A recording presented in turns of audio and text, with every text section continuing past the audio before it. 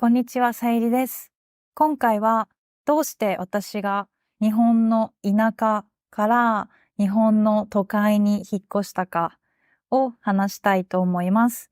田舎から都会に引っ越してきた時の最初の印象と、問題とか挑戦ですね。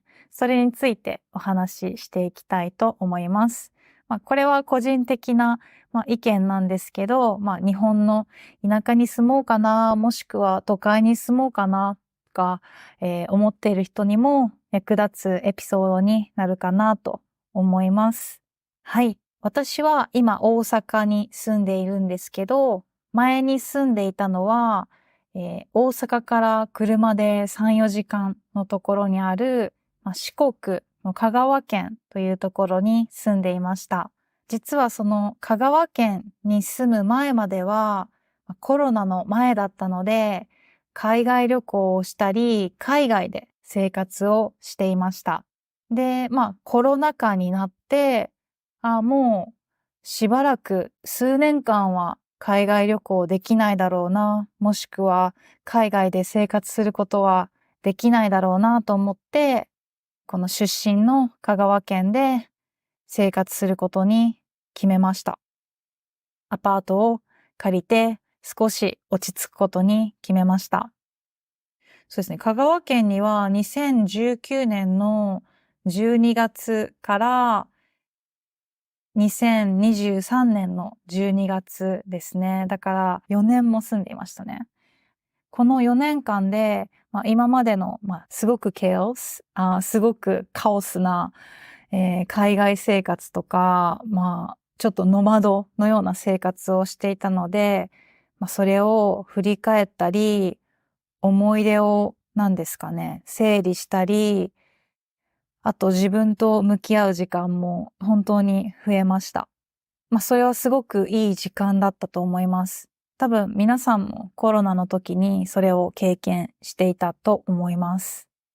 自分の人生について振り返ったり、これからの人生について考えたりするのにぴったりな期間でしたね。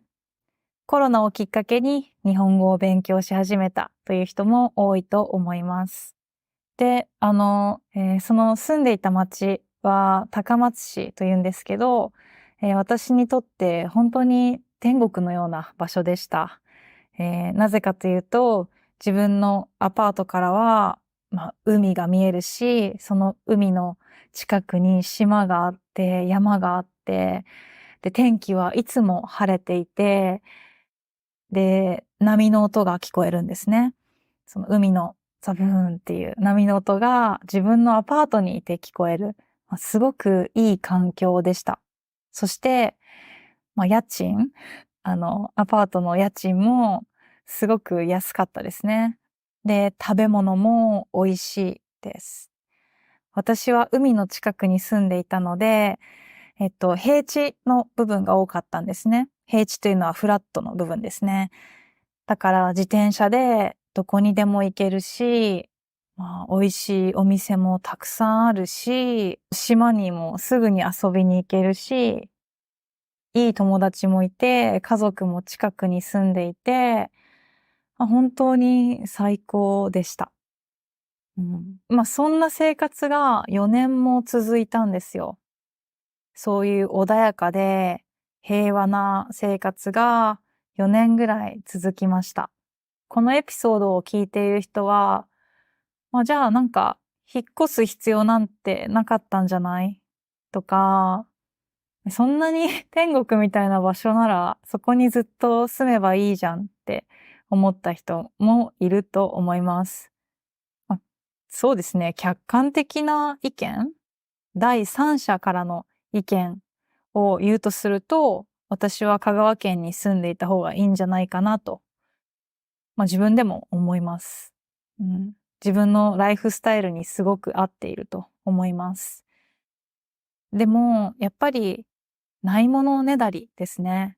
ないものねだりというのは、自分が持っていないものを欲しくなるということです。はい。で、4年間住んでいる中で、国内旅行、日本の中で旅行はしていたんですね。いろんな場所、でも主に私は田舎が好きなので、田舎をよく旅行していました。で、たまたま偶然大阪に旅行に来ることがあったんです。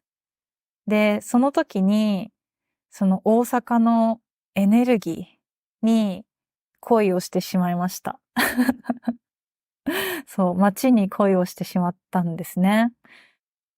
で、うーん、あんまり、そう、頭で考えると、大阪に住むのは、自分にとって自分の幸福度、自分のハピネスレベルですね、を、下げるんじゃないかなっていうのは、分かっていました。うん。でも、やっぱり私が住んでいた街には、そのエネルギー、元気な若い、活発なエネルギーっていうのが正直ないんですね。本当に落ち着いていて、ゆっくり、スローライフを過ごすのにぴったりな場所です。で、実は私は、昔東京に住んでいたことがあるんです。でもそれはもうかなり昔のことなので、都会の生活は覚えてはいるんですけど、多分若い時にそれを経験するのと、今、大人になって、十分年を取って経験するのとは、違うかなと思ったので、もう一度都会に住んで、みたいなと思って大阪に引っ越すことにしました。今までとは違う環境に身を置いて生活してみたいと思うようになりました。それがもっと自分の人生を豊かにして、いろんな人と出会って、今こうやって作ってるコンテンツも、ちょっと違った、角度で、物事を見て、面白いものを提供できたらなと思ったので、はい、決意しました。はい、引っ越すと決めたら、もうワクワクでしたね。いろんな楽しいことを期待して引っ越そうと思いました。まずどんなことを都会の生活に期待していたかというと、一つ目は気の合う仲間や若い人たちとの交流ですね。はい。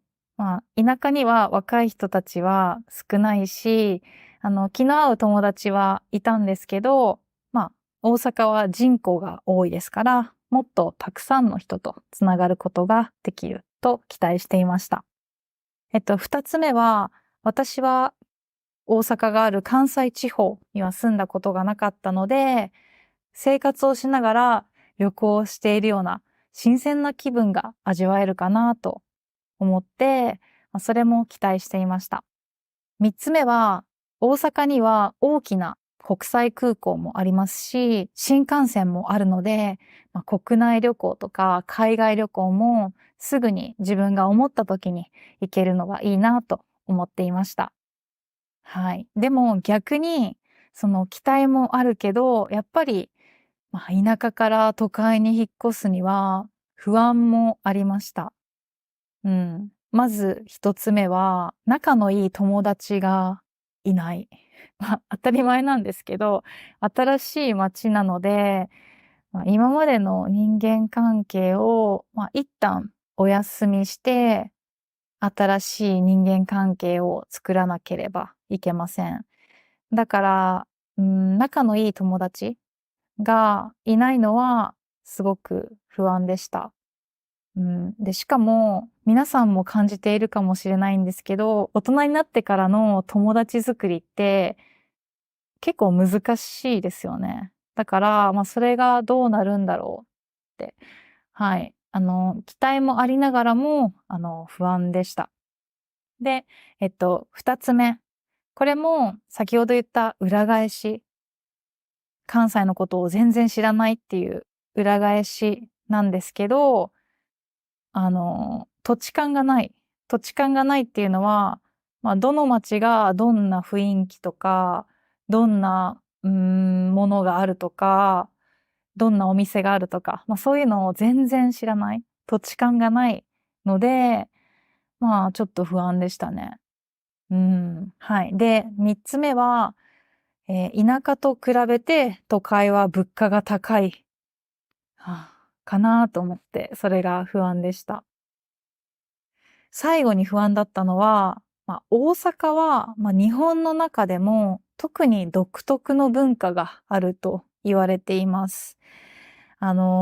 人はとてもフレンドリーなんですけど、ちょっと悪く言うと、おせっかいだったり、うるさいっていう風な表現をされることもあります。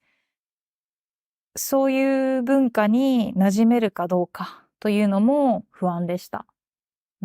それでもやっぱり田舎の落ち着いた生活への変化が欲しかったんですね。うん。やっぱり人生一度きりだし、その場所にずっと住んでもいいんですけど、都会でもう一度暮らしてみたいという、思いがあったので、はい、引っ越してきました。あと、この香川県で築いた人間関係、4年間で、知り合った人とかとの関係はかなり、深いものになったと思うので、簡単に壊れるものじゃないと思っています。だから、いつでも帰りたい時に、帰れるし、そこには友達や家族もいるし、帰る場所があるっていう安心感も、はい、あります。だから、やってみよう、挑戦してみようと思って、はい、引っ越しました。それが私の引っ越した理由と、引っ越す前の心の状態ですね。はい、今から話すのは、引っ越し初日の話です。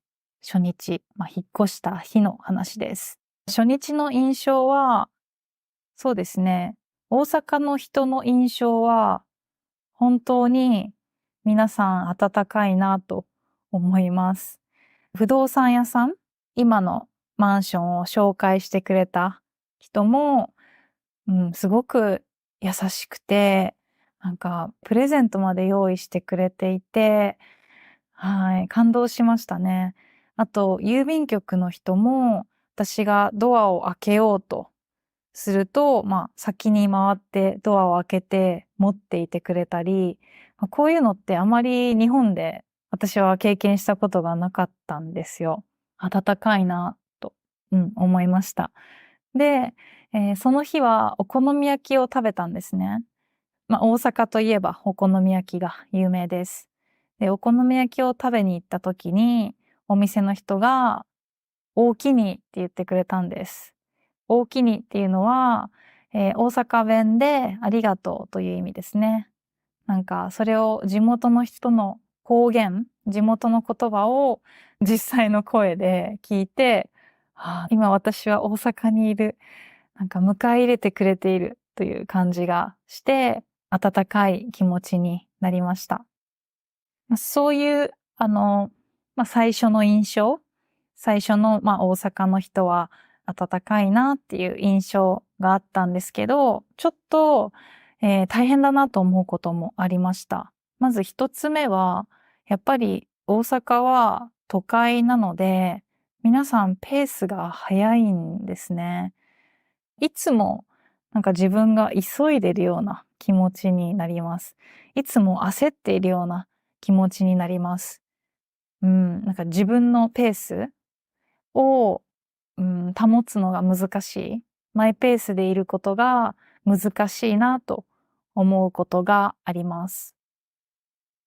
あと、これは引っ越す前から知っていたんですけど、歩きタバコをする人が多いんですね。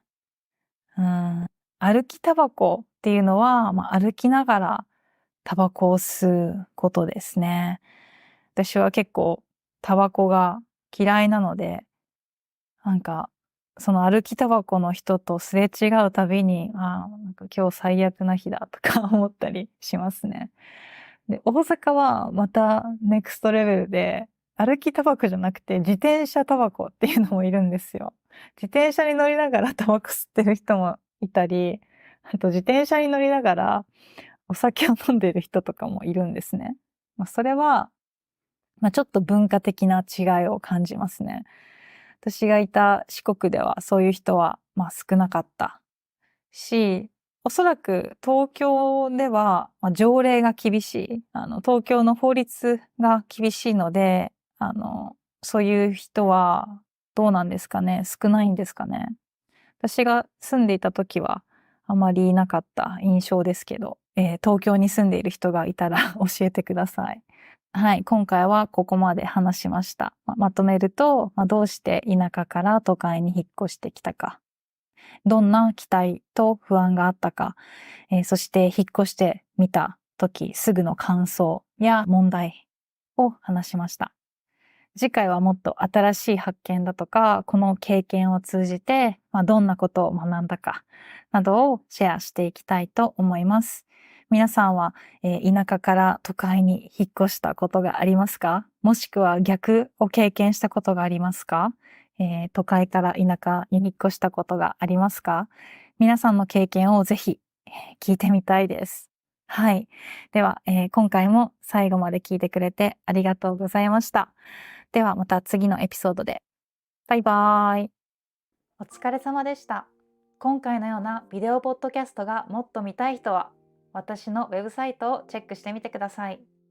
各エピソードの単語をはじめとする学習資料がたくさんあります。テーマを掘り下げて勉強したい人にぴったりです。よろしくお願いします。それではまた次の動画で。バイバーイ。